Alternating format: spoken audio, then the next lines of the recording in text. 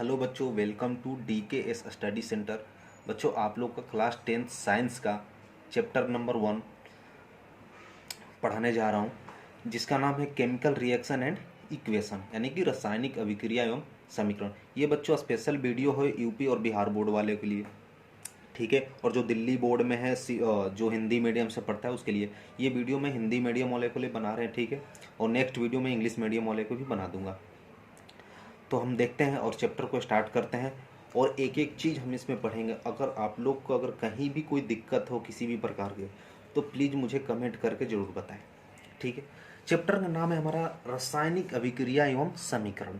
तो सबसे पहले रासायनिक अभिक्रिया होता क्या है, इसकी डिफिनेशन के बारे में हम जान जाते हैं। देखो, रासायनिक अभिक्रिया क्या है कि ये दो या दो से अधिक अगर पदार्थ मिलकर एक नए गुण धर्म वाले पदार्थ का निर्माण करें, उसी को हम कहते हैं रासायनिक अभिक्रिया, ठीक है। तो देखो, यहाँ पे लिखते हैं, हेडिंग डालते हैं रासायनिक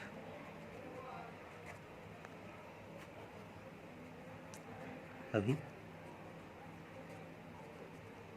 ठीक है। इंग्लिश में बोलते हैं केमिकल रिएक्शन, केमिकल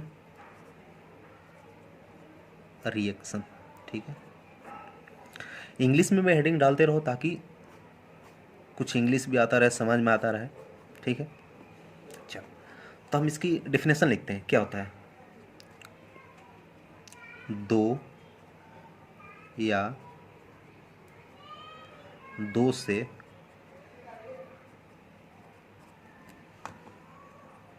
अधिक पदार्थ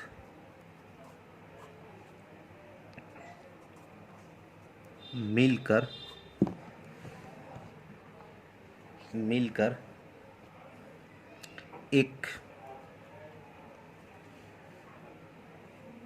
एक नए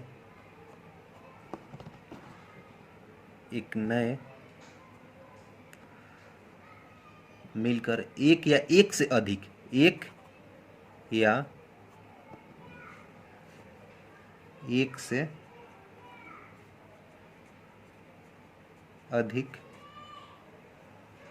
अधिक नए गुण धर्म वाले पदार्थ का निर्माण करते हैं, ठीक है। देखो, कह रहा है कि दो या दो से अधिक पदार्थ मिलकर एक या एक से अधिक नए गुण धर्म वाले पदार्थ का निर्माण करते हैं, उसी को हम क्या कहते हैं? रासायनिक अभिक्रिया, ठीक है, करते हैं। उससे हम, यहाँ कॉमा होगा, ठीक है, उससे हम रासायनिक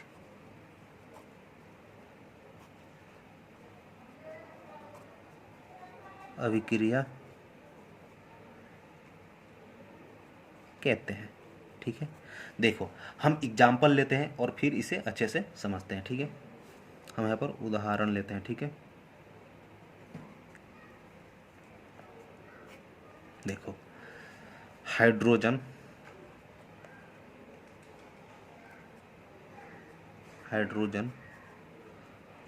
और ऑक्सीजन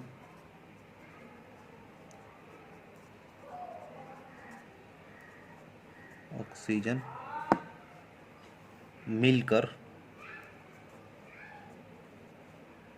क्या बनाता है भाई?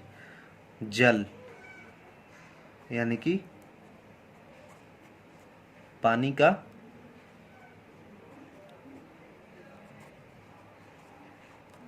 निर्माण करता है। देखो, हम क्या बात करते हैं? गुण धर्म वाले, यानी कि गुण धर्म वाले मतलब क्या? देखो, हाइड्रोजन और ऑक्सीजन को क्या हुआ? मिलने के बाद पानी बना, ठीक है। इन दोनों से इसका गुण क्या डिफरेंट है? तो ठीक है, ये एक नए गुण धर्म वाले के, ठीक है। अगर इससे, ठीक है, यही होता है हमारा रासायनिक अभिक्रिया, ठीक है। और एक चीज़, हाँ, एक नोट पॉइंट में डाल देना, यहां पर एक नोट पॉइंट में डाल दो। किसी भी रासायनिक अभिक्रिया को, किसी भी रासायनिक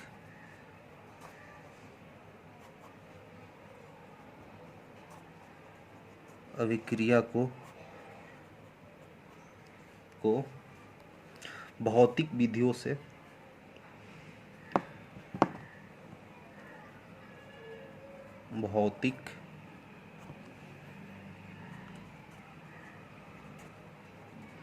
विधियों से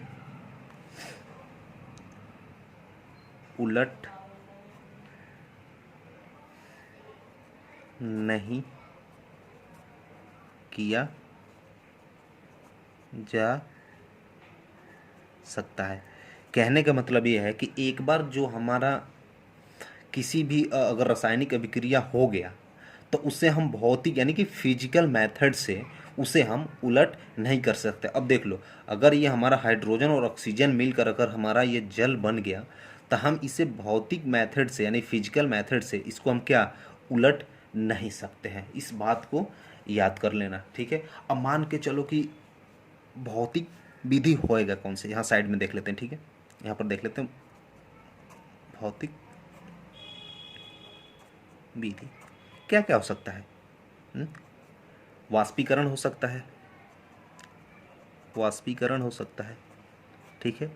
और क्या हो सकता है, ऊर्ध्वपातन हो सकता है,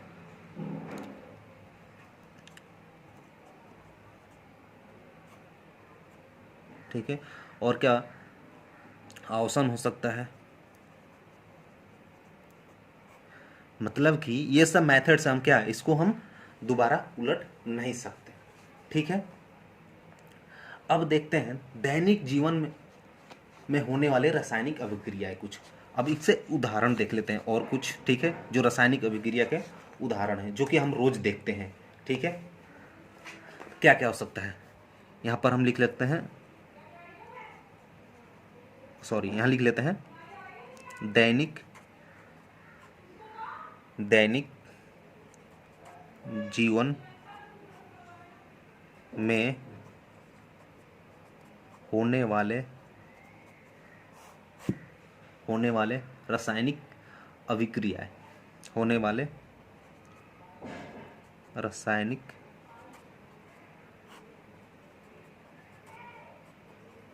अभिक्रियाएं, ठीक है। अगर कहीं भी गलती हो तो मुझे कमेंट करके बता देना, ठीक है। चलो, क्या हो सकता है, भोजन का पचना रासायनिक अभिक्रिया है। भोजन का पाचन क्या है, एक रासायनिक अभिक्रिया है। श्वसन, सांस लेना, एक ये भी क्या है, रासायनिक अभिक्रिया है। श्वसन ये भी क्या है, एक रासायनिक अभिक्रिया है, ठीक है। लोहे पर जंग लगना, इट्स वेरी इंपॉर्टेंट। लोहे पर एक नंबर में क्वेश्चन पूछता है कि लोहे पर जंग लगना भौतिक परिवर्तन है कि रासायनिक परिवर्तन है, ठीक है। लोहे पर जंग लगना, ठीक है, रासायनिक परिवर्तन है। दूध से दही बनना क्या है, एक रासायनिक परिवर्तन है। दही का बनना, ठीक है, दही का बनना क्या है, एक रासायनिक परिवर्तन है, ठीक है। अगर मान चलो इसको अगर इंग्लिश में लिख सकते हो तो लिख लो digestion of food, digestion of food. श्वसन क्या होता है, रेस्पिरेशन, क्या होता है, रेस्पिरेशन।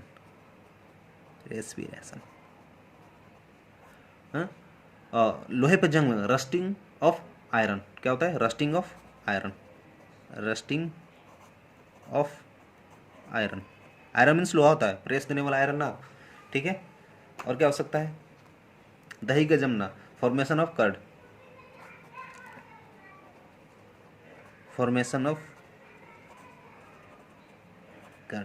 ठीक है। चलो अब नेक्स्ट पेज पे हम देखते हैं, ठीक है, आ जाओ। अब देखते हैं कि रासायनिक अभिक्रिया में क्या क्या शामिल होता है, ठीक है। तो लिखेंगे यहां पर, क्या लिखेंगे, रासायनिक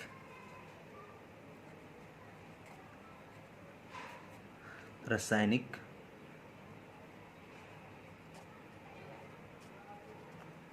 अभिक्रिया में शामिल। ठीक है, शामिल हर्षिकार होता है, ऐसे होता है। ठीक है, शामिल। देखो क्या क्या शामिल होता है। तो पहला, अवस्था में परिवर्तन। अवस्था में परिवर्तन। देखो सिंपल से बात है, अगर रासायनिक परिवर्तन होगा तो क्या स्टेट चेंज होगा। सॉलिड होता है, सॉलिड से लिक्विड, लिक्विड से गैसियस, यानी कुछ ना कुछ परिवर्तन होगा। तो क्या सकते हैं हम, अवस्था में परिवर्तन। और क्या हो सकता है, रंग में परिवर्तन, कलर भी चेंज होगा उसका। क्या होगा भाई, रंग में परिवर्तन। ठीक है, रंग में परिवर्तन। ठीक है, यहाँ लिख लेते हैं चेंज इन स्टेट, यहाँ लिख लेते हैं चेंज इन स्टेट। ठीक है, चेंज इन कलर, इंग्लिश में भी लिख लो चेंज इन कलर। ठीक है, और क्या हो सकता है, आप बताओ आप लोग क्या हो सकता है। तापमान में भी परिवर्तन, यानी कि टेम्परेचर भी चेंज होगा। सिंपल सी बात है, अगर कोई रासायनिक परिवर्तन होगा तो उसमें कुछ ना कुछ टेम्परेचर भी तो चेंजिंग होगा। टेम्परेचर चेंजिंग की वजह से ही होता है ना। तो क्या लिख सकते हैं हम, तापमान में परिवर्तन। तापमान में, राइटिंग सही नहीं लग रहा है मैं, कोई बात तापमान में परिवर्तन, यानी कि चेंज इन टेम्परेचर। ठीक है, चलो और क्या हो सकता है, गैस का उत्सर्जन। जी, अगर कुछ ना कुछ होगा, अगर हम तापमान में परिवर्तन होगा, अगर उसमें कुछ ना थोड़ी बहुत गैस का उत्सर्जन तो होगा ही होगा, बिल्कुल होगा गैस का उत्सर्जन। गैस का उत्सर्जन। ठीक है, इसको भी इंग्लिश में लिख लो, क्या बोलते हैं गैस का उत्सर्जन की इंग्लिश में, बताओ। इवोल्यूशन ऑफ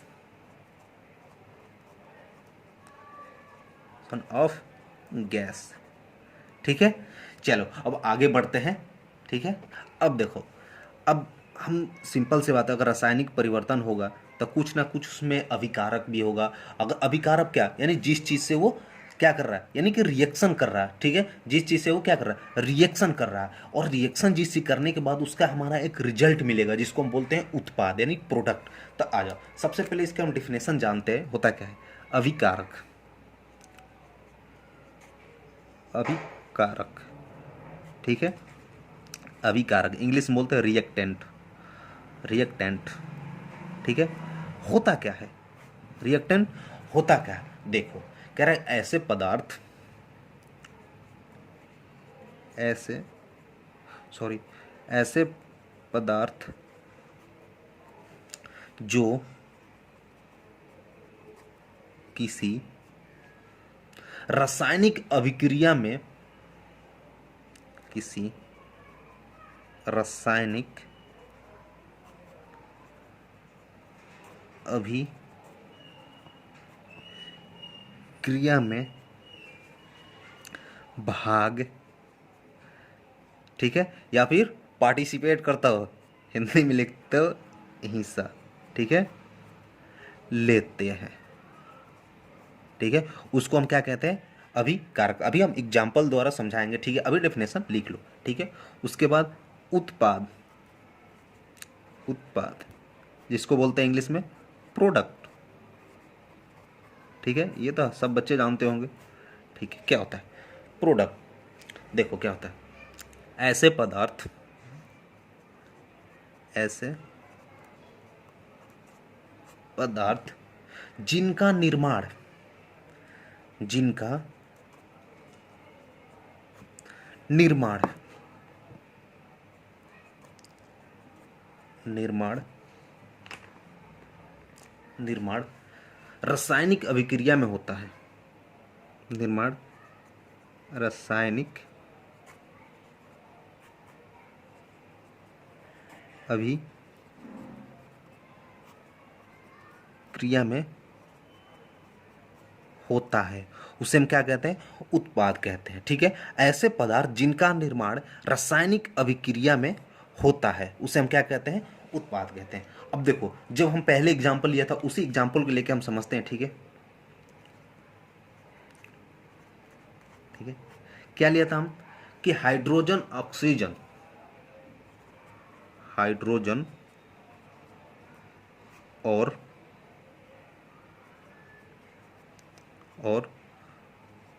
ऑक्सीजन मिलकर क्या चीज का निर्माण करते हैं भाई? जल का। मिलकर जल यानी कि पानी का निर्माण करते हैं। देखो, अब एक चीज बात करते हैं, इसमें रिएक्टेंट कौन सा है और प्रोडक्ट कौन से है। देखो, हाइड्रोजन क्या होता है भाई? हाइड्रोजन के H2 होता है, ठीक है, और ऑक्सीजन के O2। क्या बना रहा? जल, यानी कि H2O। ठीक है, देखो अब इसको हम थोड़ा बैलेंस कर लेते हैं। ठीक है ना, अभी बैलेंस करना मैं बाद में सिखाऊंगी कि हाँ बैलेंस। यहाँ हाइड्रोजन कितने? 2 है। ऑक्सीजन कितने हैं? यहाँ पर हाइड्रोजन 2 है, हाइड्रोजन 2 है। ठीक है, यहाँ पर ऑक्सीजन 2 है, यहाँ पर 1 है। तो यहाँ पर क्या करेंगे हम? अब हो गया ऑक्सीजन 2 ऑक्सीजन 2, ठीक है, लेकिन यहाँ पर हाइड्रोजन क्या हो गया?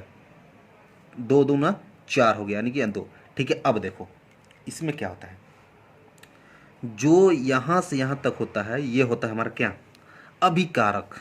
क्या होता है? अभिकारक, जिसको इंग्लिश में बोलते हैं रिएक्टेंट। क्या बोलते हैं?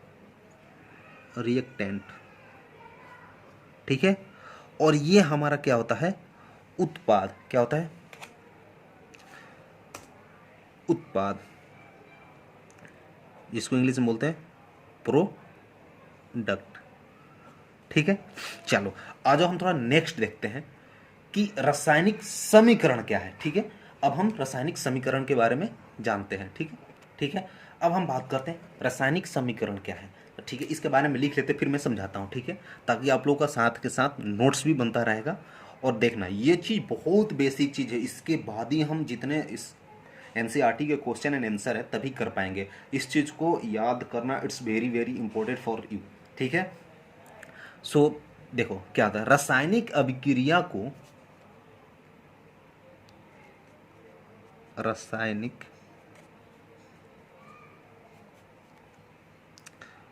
अभिक्रिया को रासायनिक समीकरण द्वारा निरूपित किया जाता है। को रासायनिक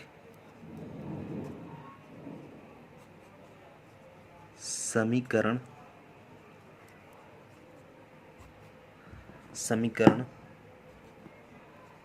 द्वारा क्या किया जाता है? निरूपित किया जाता है। निरूपित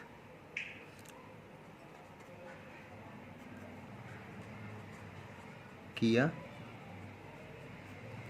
जाता है।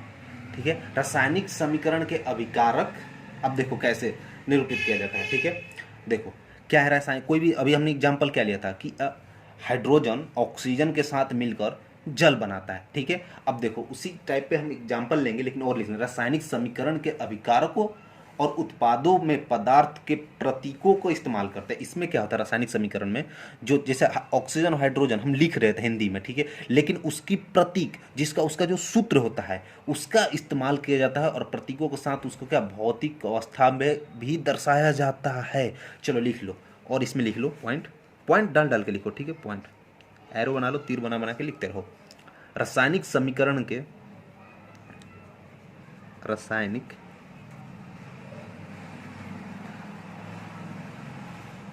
समीकरण, थोड़ी वीडियो लंबा होगी लेकिन कोई बात नहीं, इसमें एक एक चीज समझ में आ जाएगा, कोई डाउट नहीं आएगा आपको। ठीक है। रासायनिक समीकरण के अभिकारक को, जिसको क्या बोलते हैं, रिएक्टेंट, और उत्पाद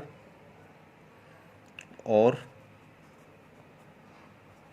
उत्पादों में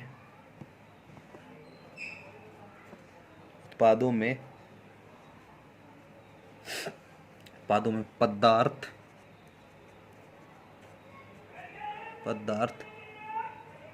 के प्रतीकों मतलब उसका सूत्र, ठीक है, सूत्र ऐसे रहता है ना, मात्रा, सूत्र का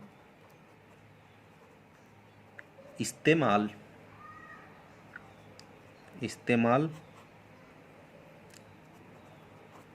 किया जाता है, ठीक है। और एक चीज और, प्रतीकों के साथ साथ तथा प्रतीकों के साथ भौतिक अवस्था को भी दर्शाया जाता है। भौतिक अवस्था को भी दर्शाया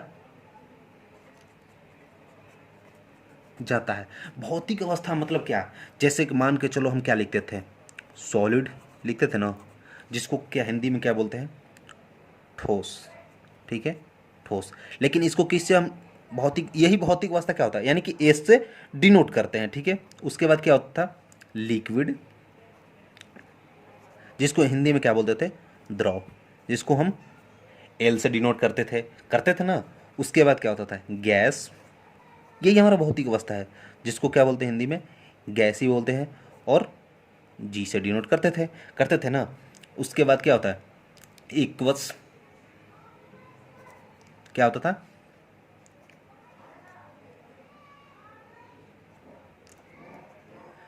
ठीक है जी, हाँ, इक्वस मीन्स क्या होता है, जलीय विलयन, जो जल में विलयन होता है उसको क्या बोलते हैं, इसको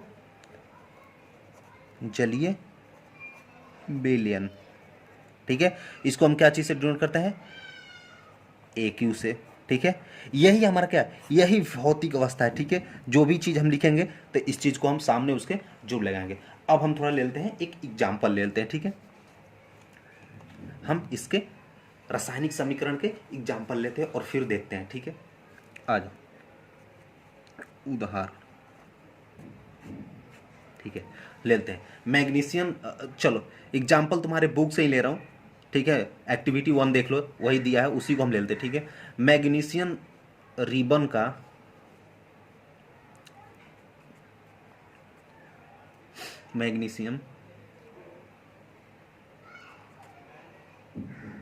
मैग्नीशियम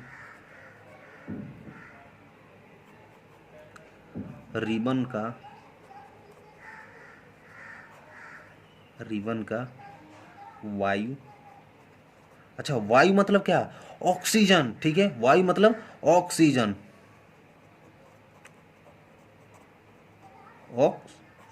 ठीक है। में दहन कर, दहन, थोड़ी राइटिंग बेकार है, कोई बात नहीं, जो दिक्कत हो तो बता देना मुझे। दहन कर मैग्नीशियम ऑक्साइड बनाना, ठीक है। मैग्नीशियम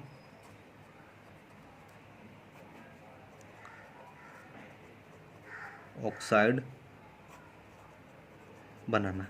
अब देखो क्या है, मैग्नीशियम रिबन को क्या, वायु के संपर्क में, यानी कि वायु के संपर्क में, यानी वायु मतलब ऑक्सीजन के संपर्क में दहन कर क्या, मैग्नीशियम ऑक्साइड बनाना, ठीक है। अब हम क्या, इसके प्रतीक, अब इस चीज को क्या हम प्रतीक लिख ले, चलो लिख लेते हैं। अब हाँ, इस चीज में समझ लो, देखो एक minute, wait, where is cap, हाँ देखो, अब देखो मैग्नीशियम रिबन वायु मतलब क्या, कि तुम्हारा ये ऑक्सीजन, ठीक है, और ये मैग्नीशियम क्या है, ये तुम्हारा क्या है, अभिकारक है। क्या है, मैग्नीशियम किस चीज़ के साथ, ऑक्सीजन के साथ, तो ये क्या हो जाएगा हमारा, अभिकारक हो जाएगा। क्या हो जाएगा, अभिकारक है। ठीक है, ठीक ना, क्या है, अभिकारक है। अब क्या बना रहा भाई, मैग्नीशियम ऑक्साइड, ये हमारा क्या हो जाएगा, ये क्या हो जाएगा, उत्पाद हो जाएगा। ठीक है, जिसको क्या बोलते हैं, प्रोडक्ट हो जाएगा। ठीक है, और ये क्या ही, रिएक्टेंट। ठीक है, ये रिएक्टेंट हो जाए। आ जाओ हम इसके प्रतीक लिखते हैं और फिर समझते हैं। ठीक ना, तो क्या जो मैग्नीशियम के क्या होता है, क्लास 9th में तो पढ़ कर आए हो, कुछ तो याद होगा, क्या होता है, Mg। ठीक है, ऑक्सीजन के O2 होता है ना, तो क्या बना रहा भाई, मैग्नीशियम ऑक्साइड बना रहा, यानी कि MgO। अब हमने क्या बोला था कि भौतिक अवस्था भी दर्शाना है, इसको बिल्कुल दर्शाना है, तो क्या हो जाएगा भाई, मैग्नीशियम ऑक्साइड क्या होता है, सॉलिड होता है ना, तो एस हो जाएगा। ऑक्सीजन क्या होता है, गैस होता है कि नहीं होता है, और मैग्नीशियम क्या होता है, ये भी एक सॉलिड होता है। अब एक चीज़ बताओ कि इसमें ये हमारा क्या है, अभिकारक है ना, ये हमारा अभिकारक है।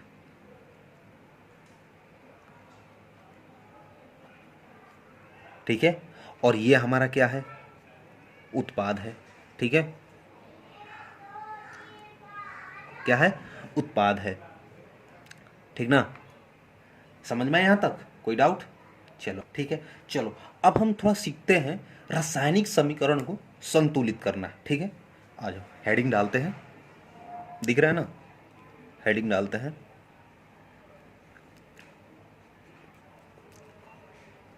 रासायनिक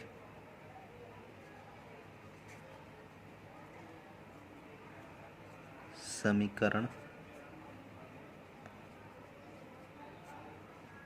को क्या करना, संतुलित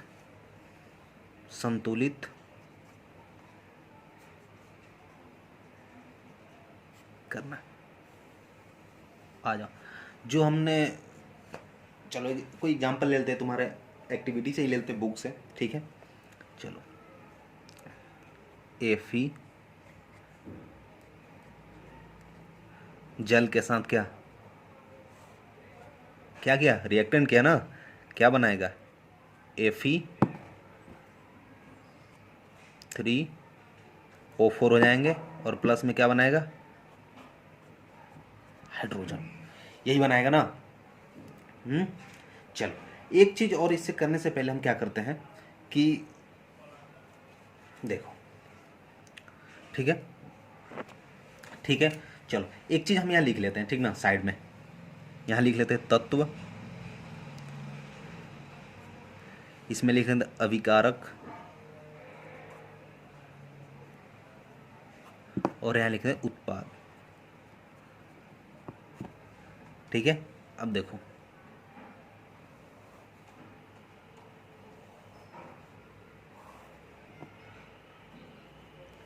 अब इसमें हमारा कौन कौन से तत्व है, फेरस है, यानी कि क्या है, लोहा, क्या बोलते हैं इसको, लोहा, यही बोलते हैं ना, लोहा। ठीक है, Fe है, और क्या है इसमें, हाइड्रोजन भी है, और क्या है, ऑक्सीजन भी है। ठीक है, यही है ना,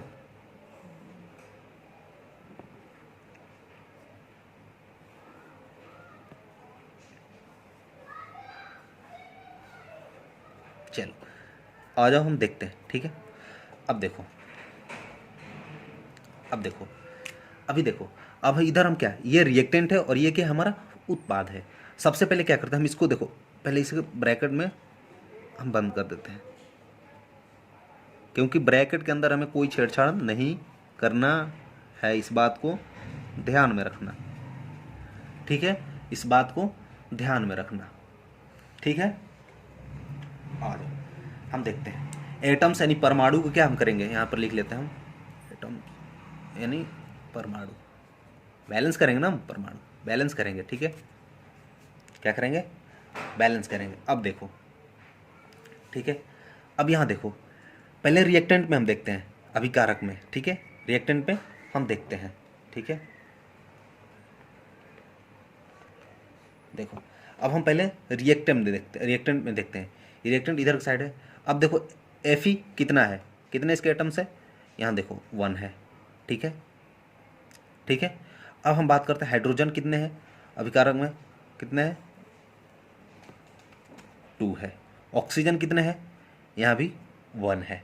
अब हम बात करते हैं उत्पाद में यानी प्रोडक्ट में, ठीक है। Fe कितने हैं, 3 है, यहाँ पर कितना है, 3 है। ऑक्सीजन कितने हैं, सॉरी हाइड्रोजन कितने हैं, 2 है, यानी कि 2 और 2 बराबर है, ठीक है।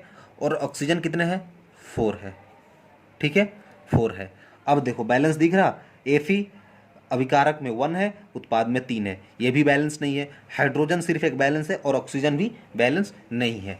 आ जाओ हम बैलेंस करते हैं, ठीक है। सेकेंड लाइन एक चीज़ और लिख लेते हैं, मैंने क्या बोला कि उसके भौतिक अवस्था भी लिखना जरूरी है। तो क्या है यहाँ पर, क्या है, Fe क्या हमारा लोहा क्या होता है भाई, सॉलिड होता है ना, ठीक है।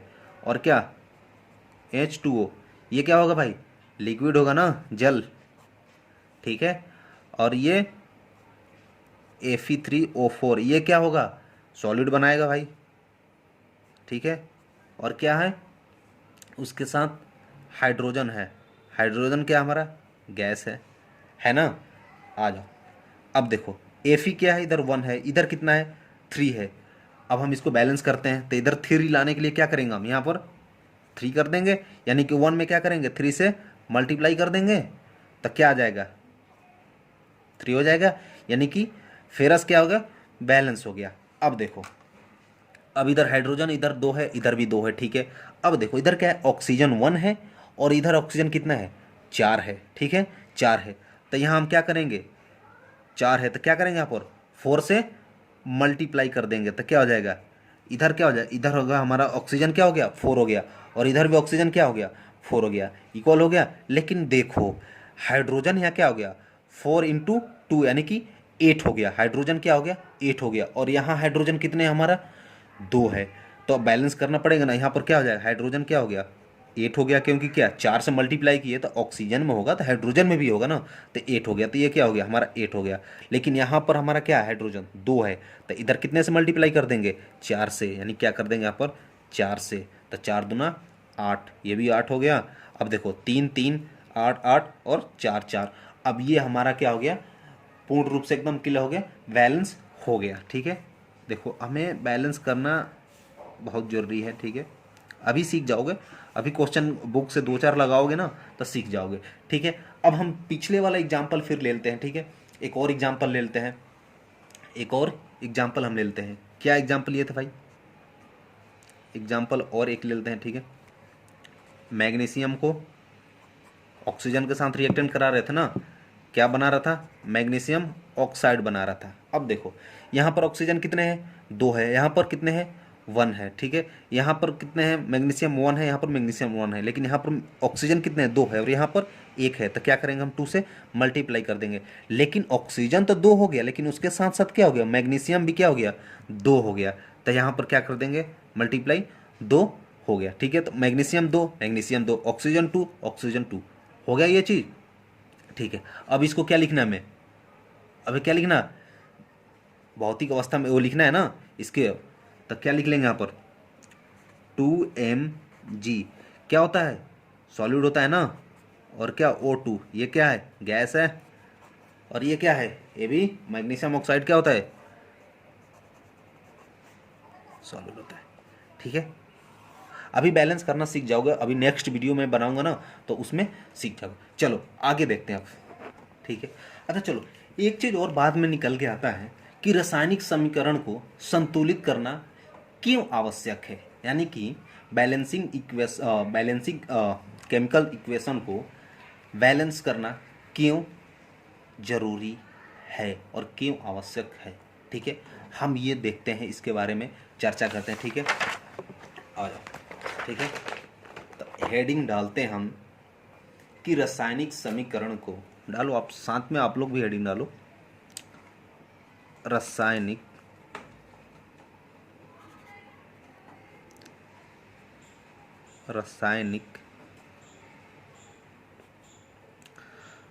समीकरण को संतुलित संतुलित को इंग्लिश में बोलते हैं बैलेंस या बैलेंसिंग, ठीक है। संतुलित करना क्यों आवश्यक है? क्यों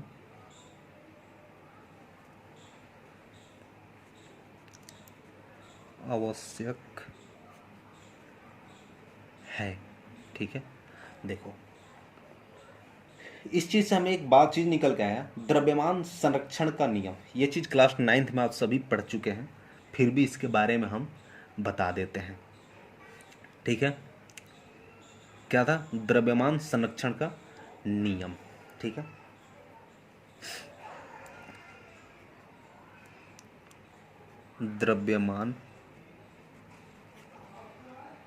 द्रव्यमान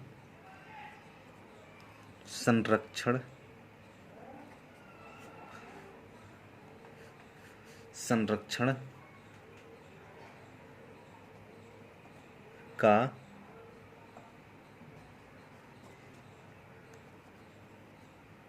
नियम, ठीक है। क्या बोलते हैं इसको इंग्लिश में?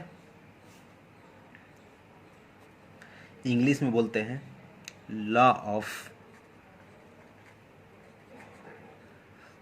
कंजर्वेशन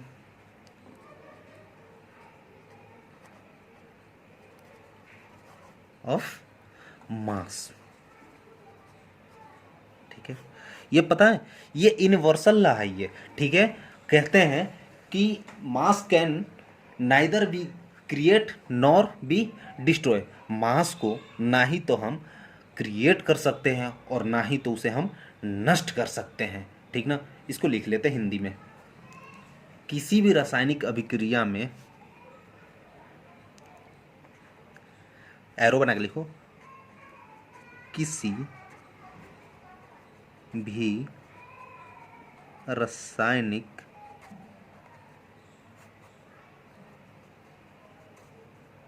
अभिक्रिया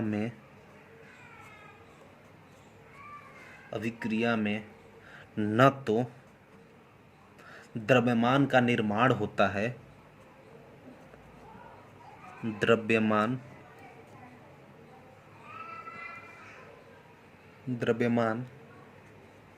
का निर्माण होता है और न ही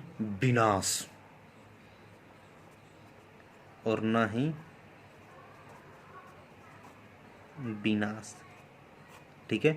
देख लो भैया, एक चीज बात को ध्यान रखना, किसी भी एनीबॉडी केमिकल रिएक्शन में जो मास होता है, ना ही तो उसको हम क्रिएट करते हैं और ना ही उसका विनाश कर सकते हैं। सिर्फ क्या हम कर सकते हैं? बैलेंस कर सकते हैं, ठीक है।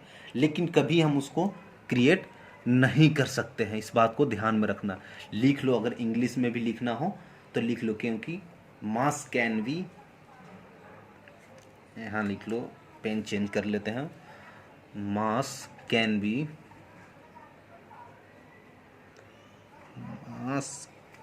नीदर, या फिर नाइदर, जो भी पढ़ना है पढ़ लो, नाइदर बी क्रिएट, दिख रहा साफ, ठीक है। बी क्रिएट नॉर बी क्या? डिस्ट्रॉयड मतलब विनाश होता है। अभी कोरोना आ रहा है, अब लग रहा है एकदम सच में धरती के जितने मनुष्य प्राणी है डिस्ट्रॉय हो जाएंगे। फिकर नॉट, ऐसा कुछ नहीं होने वाला, आप लोग पढ़ाई पे ध्यान दो। Destroyed in any chemical reaction, in any chemical reaction, इस बात को ध्यान रखना कि किसी भी रासायनिक अभिक्रिया में ना ही तो हम द्रव्यमान को बना सकते हैं और ना ही उसे हम नष्ट कर सकते हैं, ठीक है। ऐसे हम खुद ही नष्ट होने जा रहे हैं कोरोना वायरस से। चलो नेक्स्ट हम देखते हैं, ठीक है। नेक्स्ट इसके आगे हम देखते हैं इस बात को ध्यान। अब देखो इससे निष्कर्ष क्या होता है भाई, अभी हमने क्या बैलेंसिंग करना सीखे थे, बैलेंसिंग कर ही रहे थे, लेकिन उसमें हमें निष्कर्ष क्या निकल रहा था कि जो हमारा रिएक्टेंट है और जो हमारा प्रोडक्ट है, जो हमारा रिएक्टेंट और प्रोडक्ट है, उसके क्या करते थे हम, उसको परमाणुओं की संख्या क्या करते हैं, यानी कि नंबर ऑफ परमाणु उसके क्या करते थे हम, सेम यानी क्या रीमेन इक्वल करते थे, दोनों साइड हम क्या करते थे इक्वल कर सकते। लेकिन जो हमारा मास था उस पर कोई हमारा फर्क पड़ नहीं, मास तो हम बना नहीं थे, सिर्फ क्या एक बैलेंस कर सकते थे। क्या कर रहे थे हम, बैलेंस कर रहे थे। ठीक है, क्या करते हैं, नंबर ऑफ एलिमेंट्स जो होते हैं इन्वॉल्व इन केमिकल रिएक्शन में क्या होता है, should be remain same at the reactant and product side, दोनों साइड क्या होता है सेम होता है। ठीक है, तो हम लिख लेंगे यहाँ निष्कर्ष डाल के लिख लो।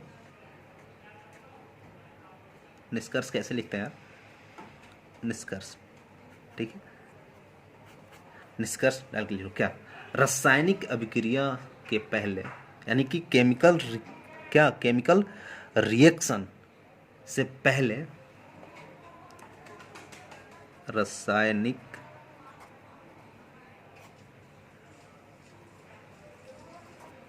अभिक्रिया से पहले, पहले मतलब कौन आता था, अभिकारक आता था ना, पहले क्या आता था हमारा अभिकारक आता था ना, यहाँ लिख लो अभिकारक, अभिकारक।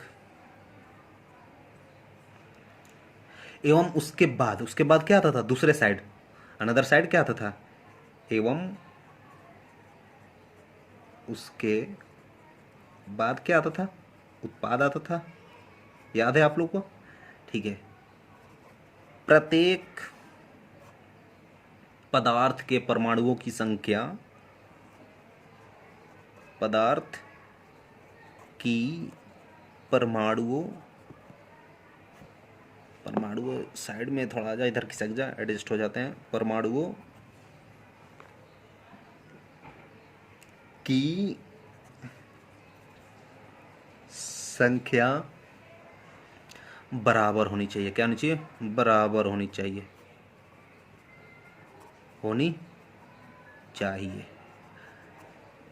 ठीक है, अब हम नेक्स्ट टॉपिक देखें, लेकिन एक चीज हमेशा याद रखना, universal law of conservation of mass, ये क्या है, एक ये यूनिवर्सल लॉ है, ठीक ना, ये चीज इसको याद रखना, कभी कभी ये क्वेश्चन पूछ देते हैं, आ जाते हैं इसके, ठीक ना। चलो आज आगे देखते हैं, ठीक है। अब देखो हम पढ़ते हैं रासायनिक अभिक्रिया के प्रकार, ठीक है, इंग्लिश में क्या लिखते हैं, टाइप्स ऑफ केमिकल रिएक्शन, क्या लिखते हैं, टाइप्स ऑफ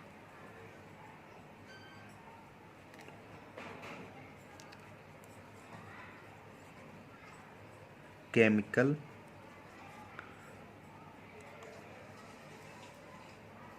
रिएक्शन, ठीक है। रिएक्शन क्या होता है, पहला संयोजन अभिक्रिया, क्या होता है भाई,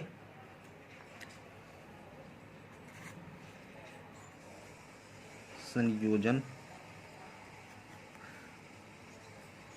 अभिक्रिया,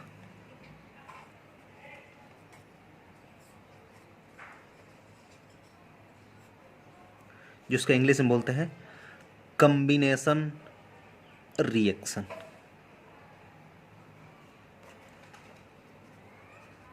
कॉम्बिनेशन रिएक्शन, ठीक है। क्या होता है ये देखते हैं, ठीक है। ये कहता है कि इस संयोजन अभिक्रिया में क्या होता है, दो या दो से अधिक अभिकारक मिलकर एक उत्पाद बनाते हैं, यानी कि कोई चीज क्या है भैया, कि मान के चलो कि कोई एग्जाम्पल है, नहीं कोई चीज दो सब्सटेंस यानी कोई दो पदार्थ मिलके एक उत्पाद बनाता हो, ठीक है। जैसे कि मान के चलो ये ए और बी मिल के एक ही चीज बना रहा सी, ठीक है। तो हम इसको क्या लिखेंगे परिभाषा, कि इस अभिक्रिया में कौन से यानी कि संयोजन अभिक्रिया में क्या लिखेंगे, इस अभिक्रिया में दो या दो से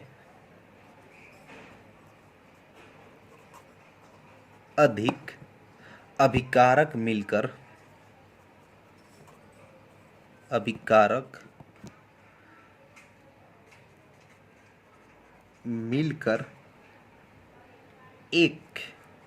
एक को क्या बोलते हैं, सिंगल या फिर एकल, इंग्लिश में लिख लो सिंगल भैया, ठीक है, उत्पाद बनाते हैं। क्या बनाते हैं, उत्पाद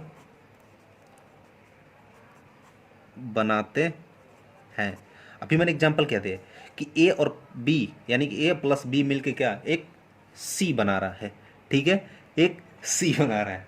चलो अच्छा, अब मान के चलो एग्जांपल ले लेते हैं, ठीक है, ठीक है, उदाहरण ले लेते हैं।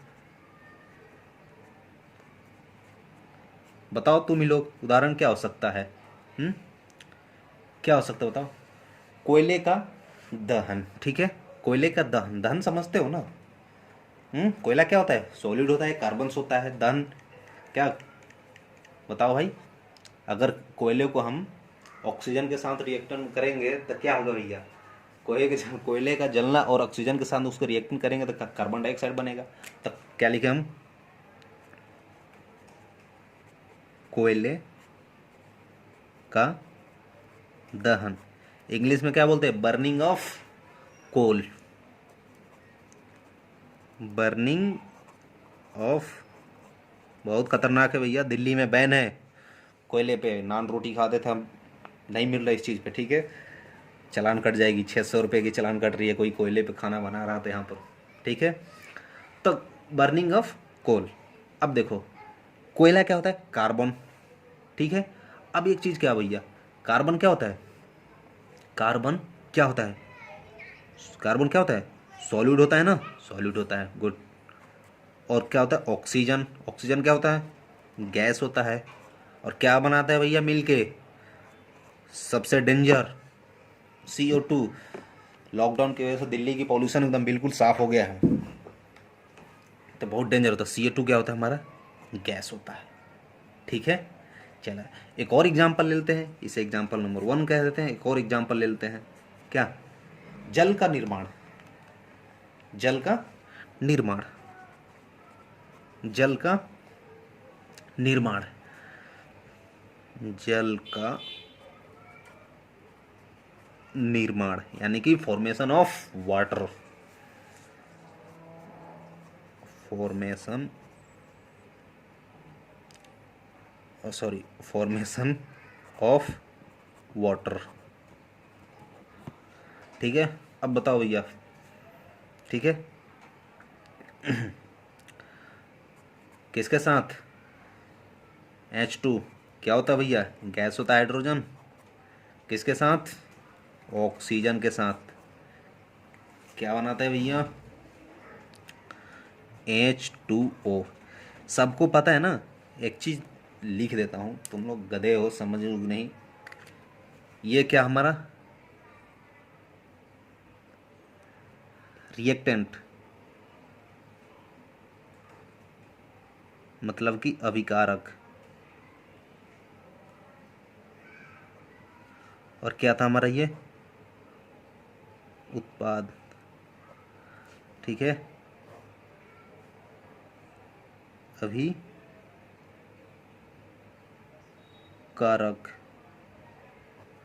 और क्या है ये हमारा, ठीक है, उत्पाद है, ठीक है। चलो अब इसको, ये ऑक्सीजन तो गैस ही है, ठीक है, ये क्या है, लिक्विड है, यही है ना। आ जाओ, बैलेंस कर देते इसको। यहाँ पर हाइड्रोजन कितने, 2 है, यहाँ पर हाइड्रोजन कितने, 2 है। ऑक्सीजन यहाँ पर कितने, 2 है, और यहाँ पर ऑक्सीजन कितने, 1 है। अब ऑक्सीजन कितना हो गया, 2, लेकिन हाइड्रोजन कितना हो गया, 4। अब यहाँ पर कर देंगे 4, ठीक है। और एग्जाम्पल कहोगे तो अब बताओ, तुम लोग की मर्जी से एक और एग्जाम्पल ले लेते हैं, ठीक है। ये 2 एग्जाम्पल सही है बस, इससे ज़्यादा नहीं, ठीक है। अब हम पहला पढ़े थे ना, क्या पहला पढ़े थे, क्या, संयोजन अभिक्रिया यानी कि कॉम्बिनेशन रिएक्शन।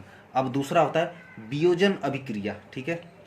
क्या होता है, दूसरा क्या होता है, वियोजन अभिक्रिया। इसको वियोजन मतलब क्या होता है, टूटना होता है। तो टूटना को क्या बोलते हैं, डीकम्पोजिशन। क्या बोलते हैं, डीकम्पोजिशन। डीकम्पोजिशन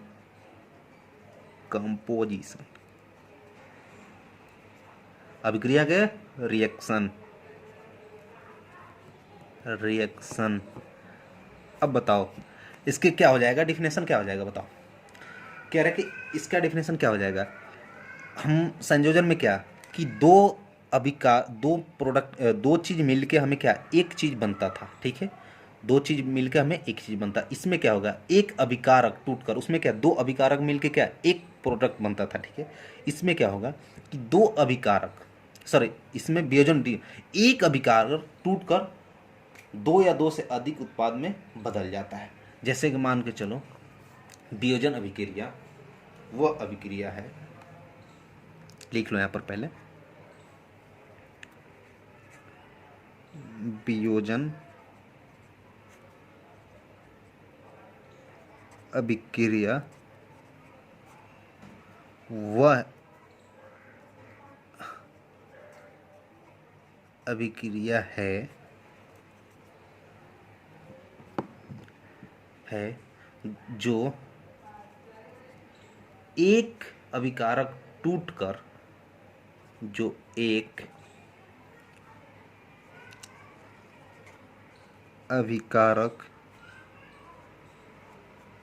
टूटकर दो या दो से अधिक, दो या दो से अधिक उत्पाद में बदल जाता है, उसे हम क्या कहते हैं, कोमा हो गया यहाँ पर, जाता है, उसे हम वियोजन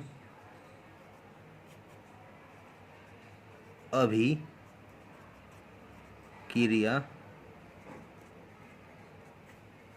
कहते हैं। जैसे कि एक चीज बात बताओ भैया, ठीक है, कि अगर मान के चलो एक अभिकारक ले लिया हमने ए, अब ये ब्रेक हुआ। अब ब्रेक होने के बाद कितने में, दो में, ठीक है, कितने में, दो बन जाता है, ठीक ना। एक ये बन रहा और एक ये बन रहा, ठीक है।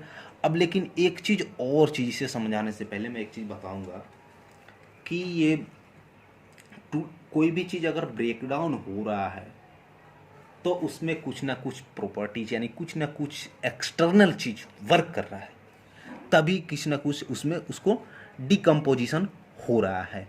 तो देखो डिकम्पोजिशन अगर हो रहा है तो कुछ ना कुछ क्या उसमें वर्क हो रहा है। तो कौन कौन से वियोजन, तो हमें देखो इसमें 3 प्रकार से।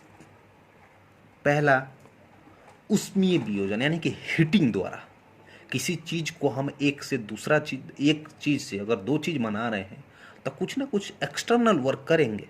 तो पहला क्या होगा, उष्मीय। अगर देखो जो चीज तुम्हें ना समझ में आए प्लीज कमेंट करके मुझे बताना, जितने बच्चे हैं देख रहे हैं वीडियो को। उष्मीय वियोजन, अभी इंग्लिश में लिख देते हैं, ठीक ना, पहले हिंदी लिख लेते हैं। दूसरा होता है वैद्युत वियोजन, बिजली द्वारा, ठीक है, वैद्युत वियोजन। तीसरा प्रकाशीय, जो प्रकाश द्वारा, ठीक है,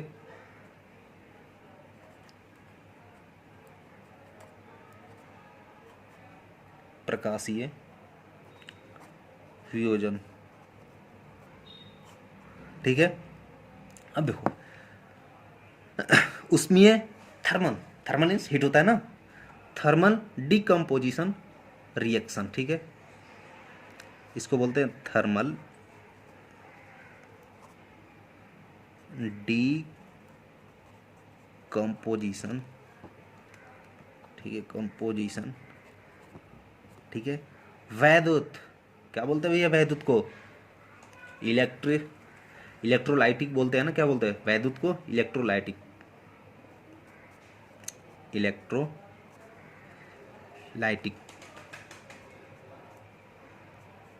डिकम्पोजिशन, ठीक है। और प्रकाशीय, क्या बोलते हैं भैया प्रकाशीय को? फोटोलाइटिक, प्रकाशीय, फोटोलाइटिक बोलते हैं इसको, फोटोलाइटिक,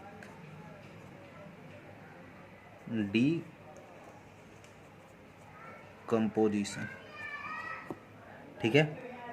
आ जाओ, हम एक एक के बारे में पढ़ते हैं, ठीक है, इसके बारे में, इसके बारे में, इसके बारे में, ठीक ना। आ जाओ, सबसे पहले उष्मीय वियोजन, ठीक है, सबसे पहले, ठीक है। ये एक डाल दो, दो डाल दो, तीसरी डाल दो, ठीक है। पहला क्या था हमारा? उष्मीय वियोजन, वियोजन क्या होता है? अभिकारक का उष्मा यानी कि गर्मी द्वारा वियोजन, मतलब कि कोई भी अभिकारक है किसके द्वारा? हीट के द्वारा, यानी गर्मी के द्वारा वियोजन हो, ठीक है। किस चीज के द्वारा? गर्मी के द्वारा, ठीक है।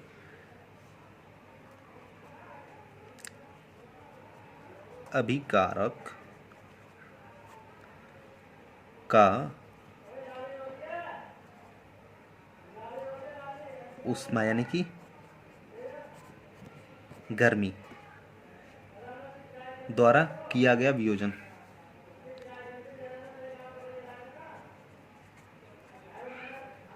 किया गया वियोजन। थोड़ी स्पीड में पढ़ा रहा हूँ, टाइम बहुत ज़्यादा हो गया, ठीक ना। वियोजन, अब एग्जाम्पल ले लेते हैं, एग्जाम्पल से हम समझते हैं, ठीक ना। बिना एग्जाम्पल के हम नहीं समझ पाएंगे, ठीक है।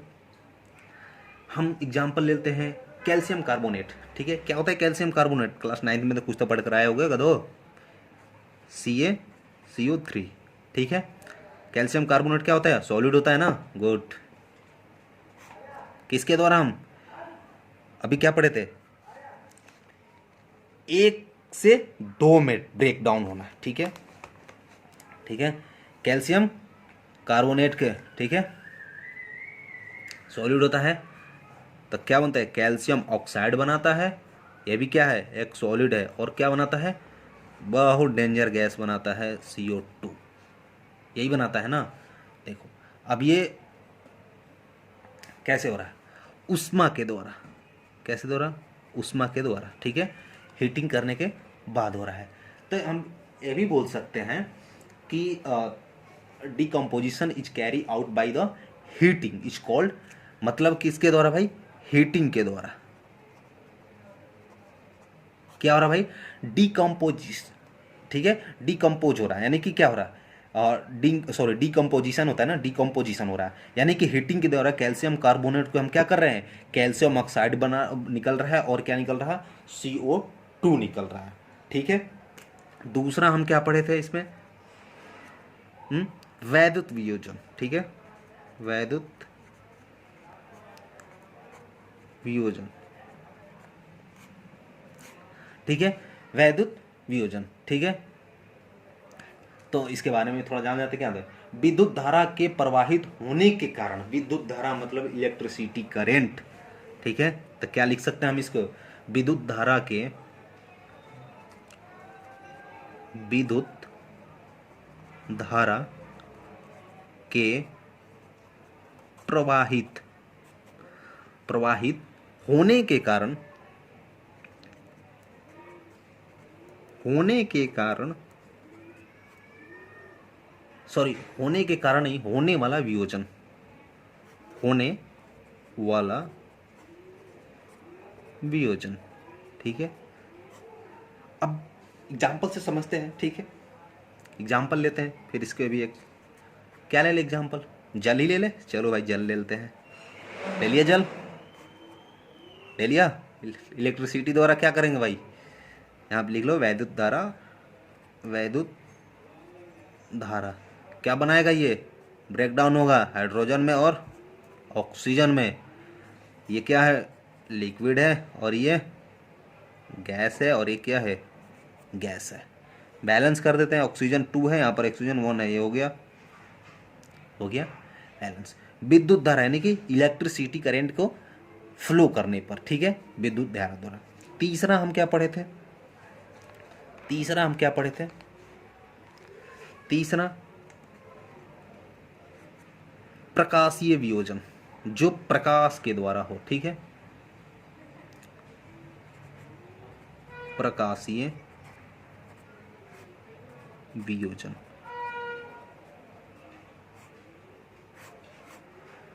प्रकाशीय वियोजन, ठीक है। अब ये हुआ सूर्य की प्रकाश की उपस्थिति में होने वाला वियोजन। ये सूर्य के प्रकाश के स्थिति में होने वाला वियोजन लिख लेते हैं। सूर्य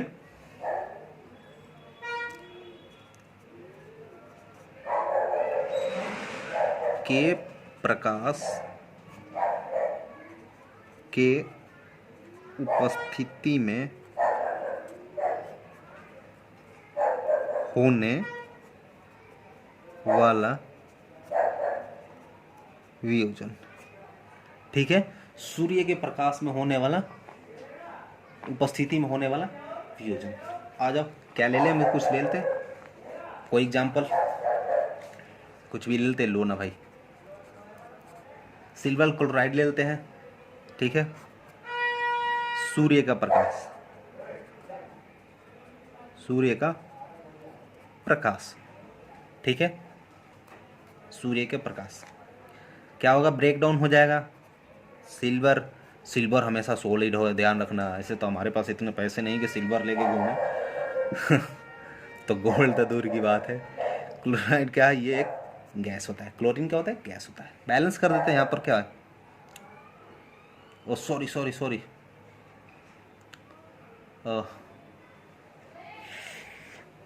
नहीं, सही है।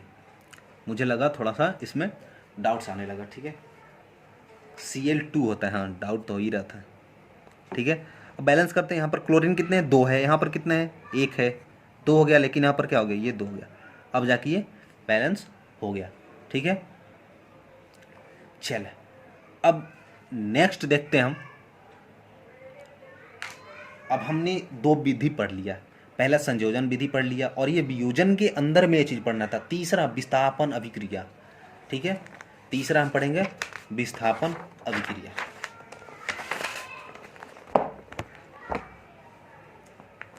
तीसरा क्या होता है? विस्थापन अभिक्रिया।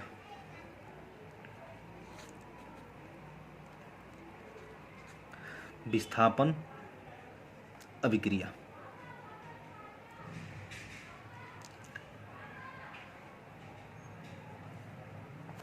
ठीक है। तीसरा विस्थापन अभिक्रिया, जिसको बोलते हैं डिस्प्लेसमेंट रिएक्शन। मतलब इसमें जो होता है मोर रिएक्टिव एलिमेंट्स होता है, जो ज़्यादा क्रियाशील होता है, ठीक है। जो ज़्यादा क्रियाशील होता है, जैसे क्या लिखें? द केमिकल, इसमें क्या हो जाएगा? The chemical reaction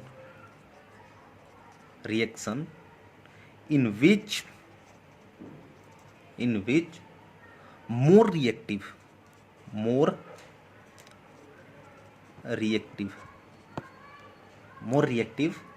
elements displace, ठीक है। क्या कर देगा? displaces less reactive elements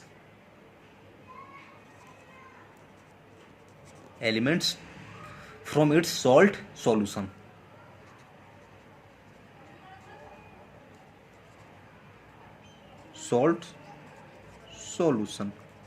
कहने का मतलब ये है कि देखो कि इस अभिक्रिया में अधिक क्रियाशील जो तत्व होता है वो कम क्रियाशील तत्वों को क्या करता है? उसके यौगिक को क्या करता है? विस्थापित कर देता है। ये तो भैया बहुत पहले से चले आ रहा है कि जो ज़्यादा बलवान हो तो कमज़ोर को दवाई देता है। तो वही देखो, यही है हमारा। तो लिख लेंगे हम, हिंदी मीडियम में भी लिख लो भाई। इस अभिक्रिया में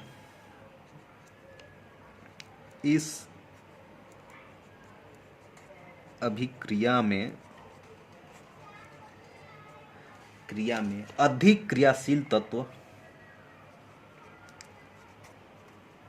अधिक क्रियाशील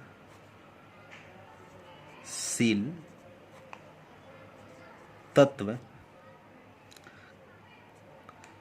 क्या करता भाई, कम क्रियाशील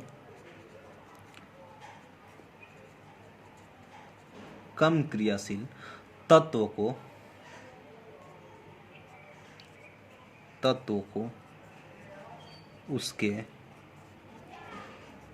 यौगिक यानी कि कंपाउंड से क्या कर देता है भैया, विस्थापित कर देता है।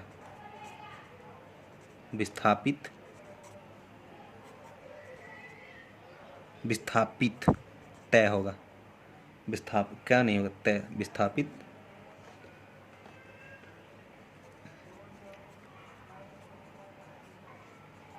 कर देता है। देखो ऐसे समझ में नहीं आएगा जब तक हम एग्जाम्पल नहीं लेंगे, ठीक है। तो एग्जाम्पल ले लेते हैं, फिर वही हमने ले लिया लोहा क्या होता है, सॉलिड्स। फिर क्या ले ले भाई, बताओ कुछ।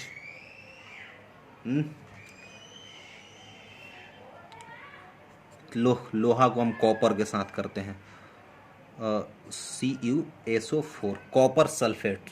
क्या ये कॉपर सल्फेट, ये क्या होता है भैया, ये जलीय विलयन होता है। क्या होता है ये, जलीय विलयन होता है, ठीक है।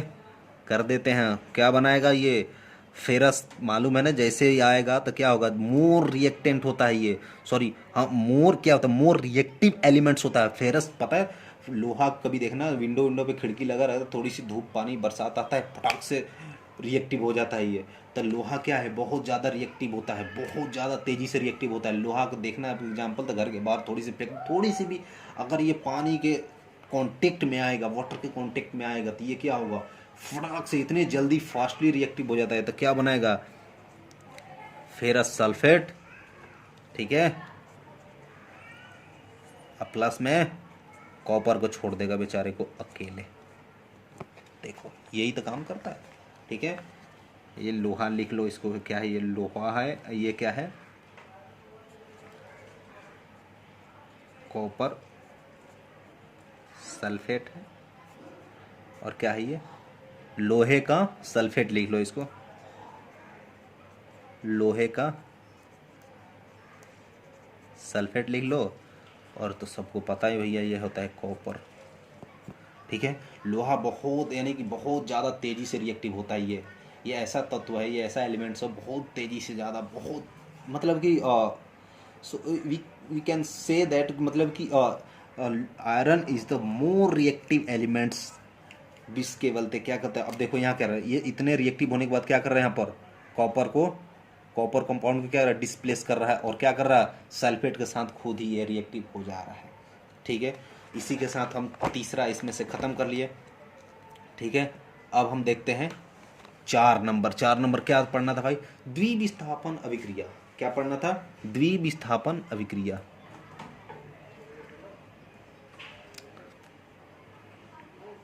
ठीक है। द्विविस्थापन 4 में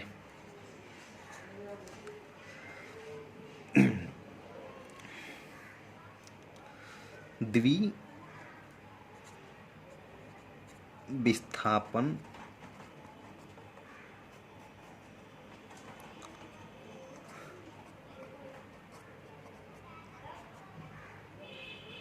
अभिक्रिया, ठीक है। इंग्लिश में क्या बोलेंगे, द्वि मतलब दो, यानी कि डबल, DOUBLE, डबल डिस्प्लेसमेंट,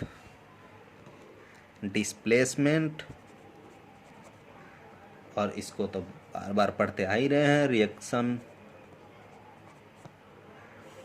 ठीक है। लो भैया अब इसके बारे में थोड़ी सी हम डिस्कस कर लेते हैं, क्या होता है।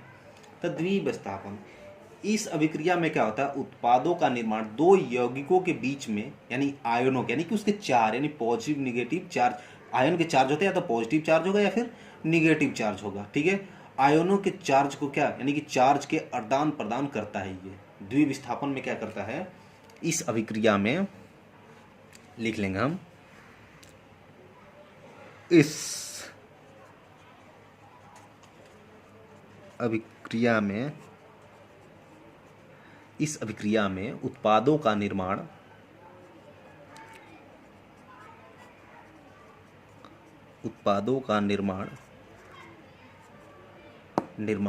दो यौगिकों यानी दो कंपाउंड, यार थोड़ी कभी कभी हिंदी पढ़ने में दिक्कत हो जा रही है, दो यौगिकों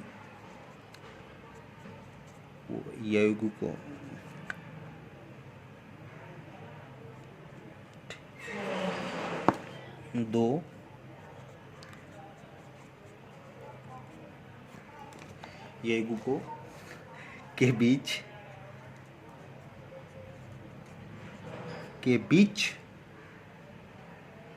आयन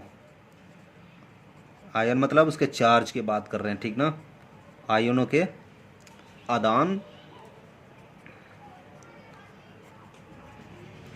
प्रदान से होता है, ठीक है। मतलब कि अगर कोई दो कंपाउंड है, ठीक है, कोई कंपाउंड है, उसके चार्ज के आदान, जैसे मान के चलो क्या क्लोरीन, जिसे मान के चलो बेरियम हो गया, तो बेरियम पे क्या होता है, अगर उसको इलेक्ट्रॉनिक्स विन्यास करोगे, कन्फिग्रेशन करोगे, तो उसका +2 होता है, यानी क्या उसके पास 2 फालतू होता है, ठीक है। और सल्फेट के करोगे तो 2- होता है, ठीक ना। तो यही चीज़ इसके आयनों के आदान प्रदान होता है, या फिर इसको हम कह सकते हैं a reactive in which new compounds और formally mutual exchange ion between the two compounds. English में लिख लो, a reaction in which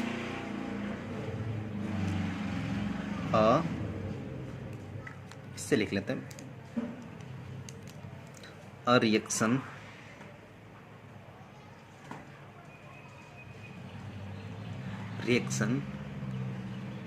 in which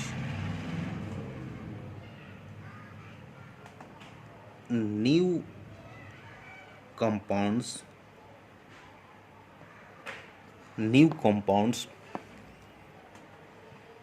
are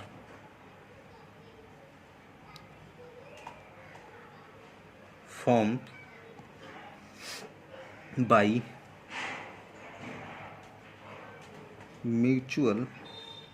mutual fund नहीं है ये म्यूचुअल एक्सचेंज है, इसको बोलते हैं एक्सचेंज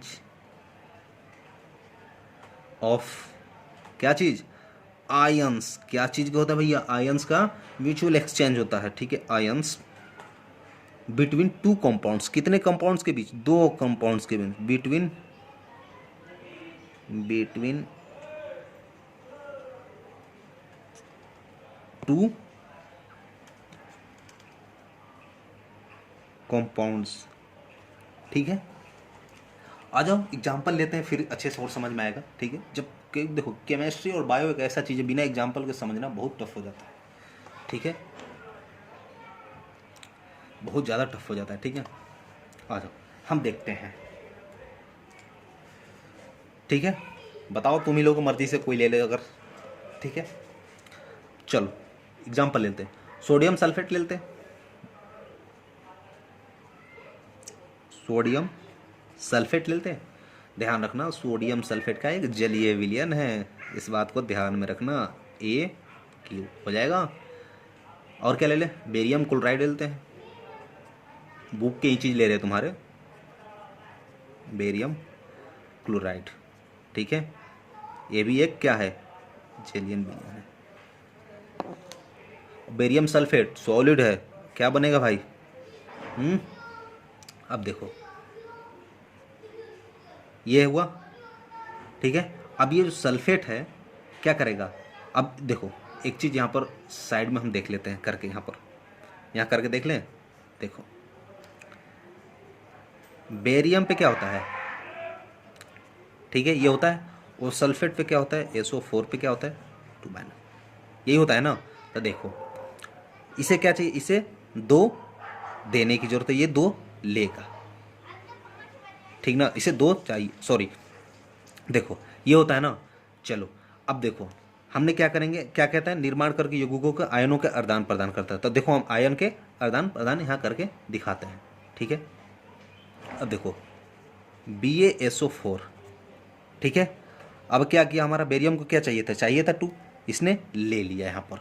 और क्या चाहिए था भैया, NaCl, Cl पे क्या होता है -1 होता है, सोडियम पे क्या होता है, सोडियम के देखा जाए तो देखो, अगर देखा जाए सोडियम को तो क्या होता है NaCl होता है ना, तो सोडियम क्या होता है 11 होता है, ब्रैक इसको 2 8 1, ठीक है। अगर ये 1 दे देगा तो इसका सेल क्या होगा, पूरा हो जाएगा, ठीक है। और सोडियम क्लोरीन क्या होता है 17 होता है, 2 8 एंड 7, यानी इसे 1 चाहिए और इसको एक देने के लिए सोच रहा है, तो वही चीज़ है, ठीक है।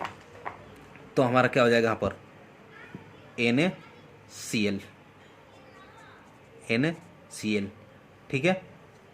आ जाओ बैलेंस कर देते हैं, सोडियम एक है। अब हम 5वें नंबर में पढ़ लेते हैं उपचयन और अपचयन, यानी जिसको बोलते हैं इंग्लिश में ऑक्सीडेशन एंड रिडक्शन, ठीक है। क्या होता है उपचयन, देखो उपचयन क्या होता है, पदार्थ में ऑक्सीजन की वृद्धि होना और तथा हाइड्रोजन का ह्रास यानी कमी होना उपचयन कहलाता है। या फिर इंग्लिश में कह सकते हैं द एडिशन ऑफ ऑक्सीजन, क्या ऑक्सीजन का वृद्धि यानी कि ऐड होना to substance and the removal to hydrogen from a substance, ठीक है। इज कॉल्ड, क्या कहलाता भाई, is called oxidation, is called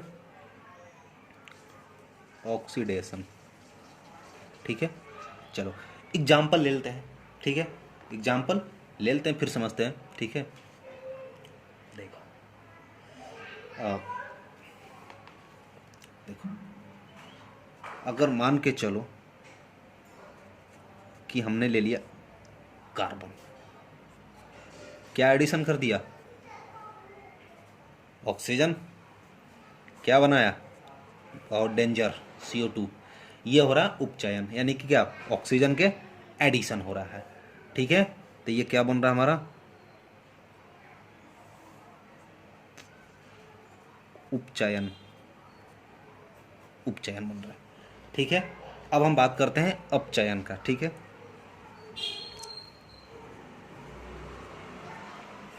अपचयन क्या बोलते हैं, रिडक्शन, रिडक्शन। तो क्या लिख लेंगे हम, पदार्थ में हाइड्रोजन की वृद्धि और ऑक्सीजन का ह्रास होना, क्या लिख लेंगे हम, पदार्थ में हाइड्रोजन की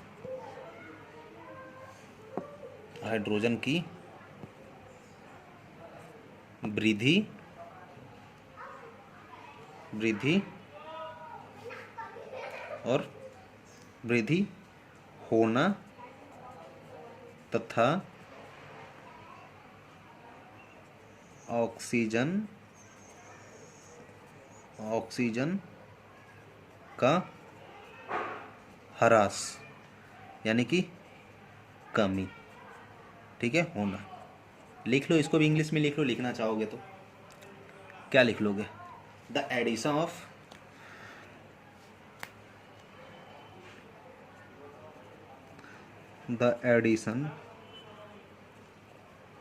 of hydrogen to substance and the removal of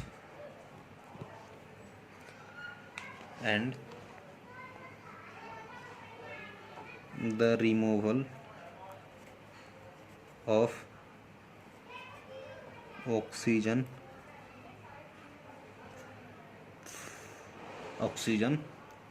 from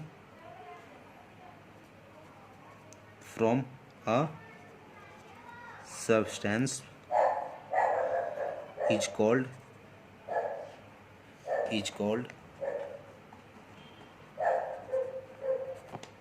reduction, ठीक है। ले लो इसका भी एग्जांपल ले लो, ठीक है, इसका भी एक एग्जांपल ले लो, ठीक है। तो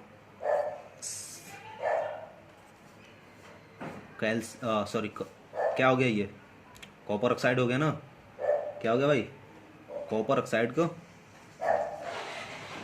हाइड्रोजन से हीट से क्या कर दिया हमने, हीट किया कॉपर ऑक्साइड को, क्या हो गया, केवल बचा कॉपर, ये हो गया। तो ये हमारा हो गया अपचयन। क्या हो गया भाई, ये हमारा हो गया हीट मतलब उष्मा, कॉपर ऑक्साइड को उष्मा दिए तो ये इसमें से ऑक्सीजन निकल गया, हाइड्रोजन ऐड हो गया। ठीक है,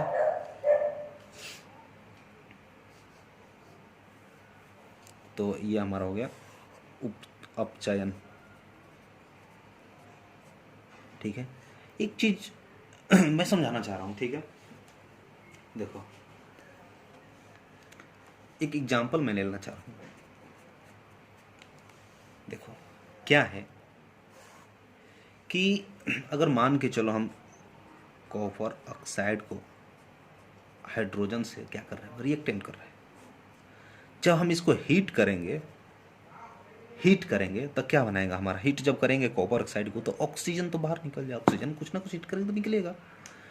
तो क्या होगा, कॉपर और ऑक्सीजन किसके साथ रिएक्टेंट हो जाएगा, जल के साथ, हाइड्रोजन के साथ। ठीक है, तो ये हमारा क्या हो रहा है, ये हमारा क्या हो रहा है, रिडक्शन हो रहा है ना,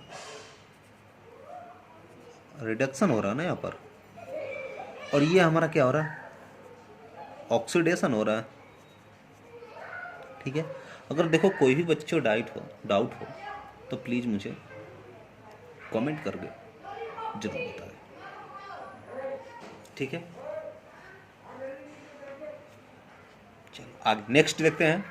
अब देखो मैं लास्ट टॉपिक पढ़ा रहा हूँ, इसी के साथ ये चैप्टर एकदम फिनिश्ड हो रहा है। अब इस चैप्टर में कुछ नहीं पढ़ने वाला, बस नेक्स्ट वीडियो में इस चैप्टर का क्वेश्चन आंसर कराएंगे। ठीक है, तो एक और चीज़ हमने उपचयन के बारे में पढ़ा, यानी कि ऑक्सीडेशन के बारे में पढ़ा। तो देखते हैं भैया हमारे दैनिक जीवन में आखिर हमें देखने को ये चीज़ मिलता है रोज रोज लाइफ में, इसके बारे में थोड़ा देख लेते हैं। दैनिक जीवन में उपचयन अभिक्रियाओं का प्रभाव। ठीक है, क्या हेडिंग डाल देते हैं, दैनिक जीवन में, दैनिक जीवन में उपचयन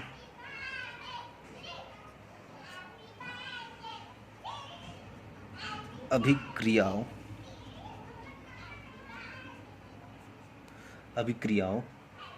के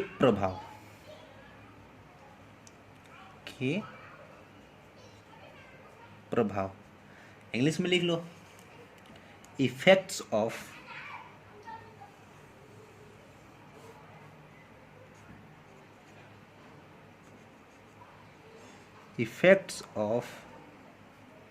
क्या चीज, उपचयन को क्या बोलते हैं, ऑक्सीडेशन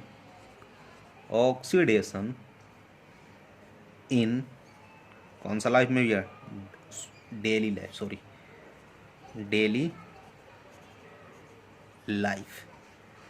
ठीक है, अब देखो संक्षारण के नाम सुने होंगे, जिसको इंग्लिश में बोलते हैं कोरिजन, जंग लगना, जानते हो ना संक्षारण के नाम। ठीक है, तो क्या हम इसमें आ जाता है तुम्हारा संक्षारण, क्या आ जाता है, संक्षारण। ठीक है, इंग्लिश में बोलते हैं कोरिजन।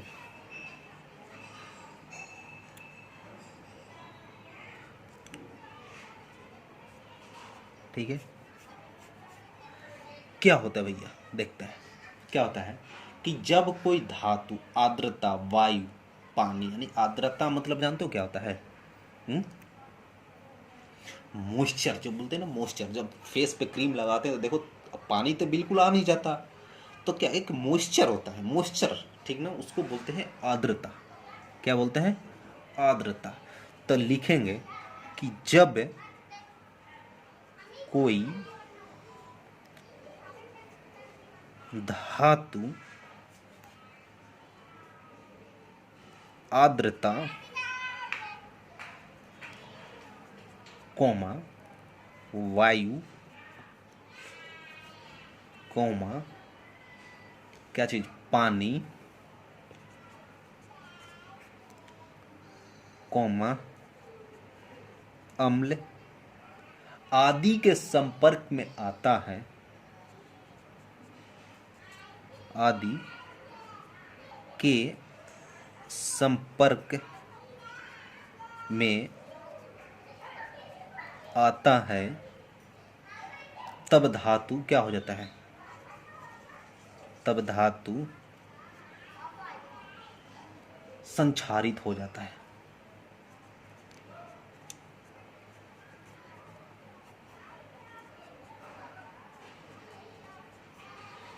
संक्षारित हो जाता है। देखो भैया, अब एग्जाम्पल ले लेते हैं जो कि हम देखते हैं रोज रोज, ठीक ना। उम्मीद करता हूं तुम सब भी नाम सुनोगे तो जान जाओगे। उदाहरण, ठीक है, उदाहरण होता है, सॉरी।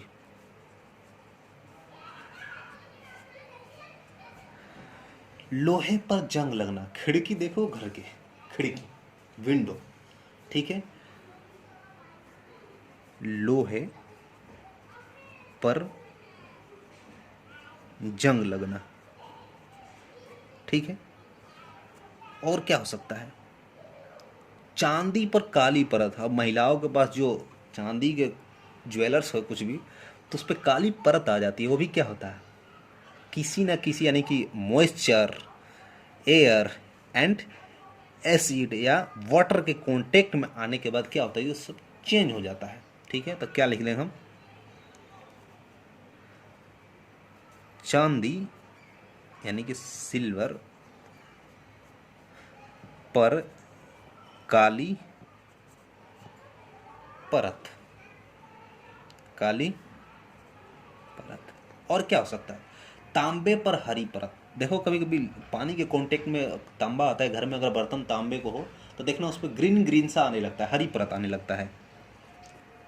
तांबे पर हरी परत, ठीक है। ये चीज होता है। देखो अब मैं अगर चाहोगे तो इसे इंग्लिश में बता देते हैं। देखो क्या होता है, अगर कभी देखो कि घर के बाहर एक विंडो लगी रहती है, बरसात ज़्यादा तेज़ होती है, तो क्या होता है कि उस पर जंग लगने लगता है, यानी कि कोरजन लगने लगता है, ठीक है।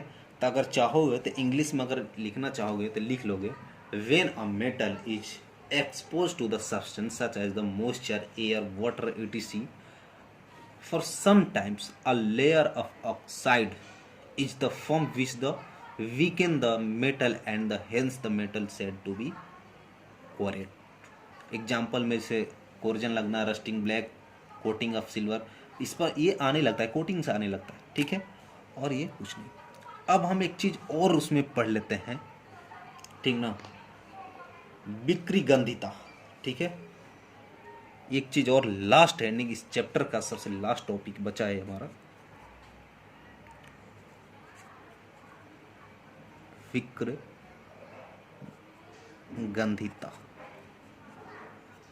ठीक है, जिसको इंग्लिश में बोलते हैं रैंसिडिटी। क्या बोलते हैं,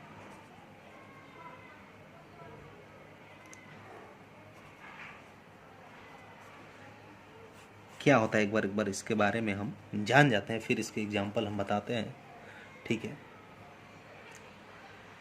वसा युक्त और तैलीय खाद्य सामग्री, जो तेल वाला हो, जो वसा से युक्त हो, ठीक है।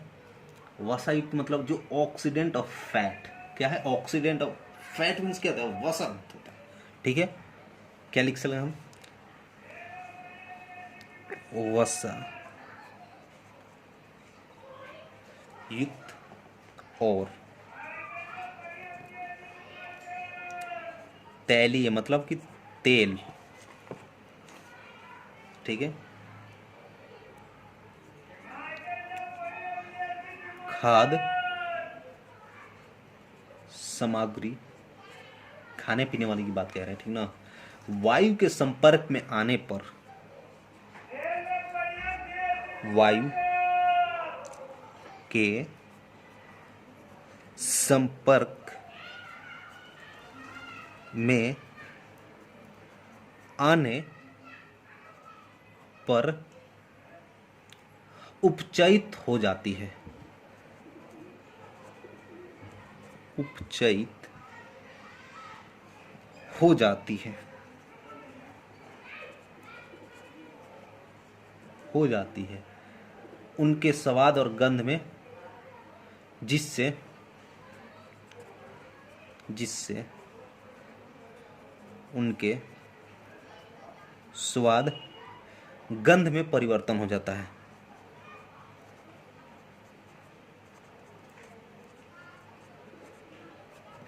तन हो जाता है।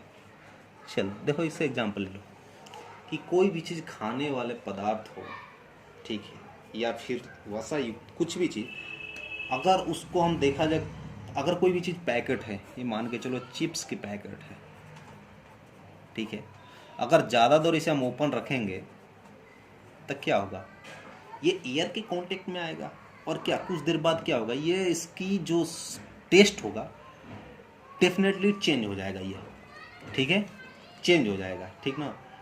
तो यही विकृत गंधिता होता है, ठीक ना। इसी के साथ हमारा चैप्टर एंड होता है, ठीक है, चैप्टर फिनिश।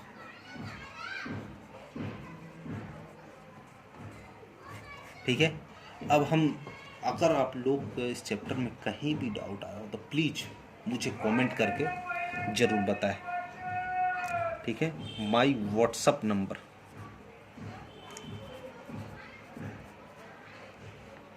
9911649813, ठीक है, दीपक शर्मा, ठीक है। और प्लीज़ मेरे चैनल को सब्सक्राइब जरूर करें। चैनल नेम है DKS स्टडी सेंटर। क्या नाम है? DKS study centre. Thank you so much everyone.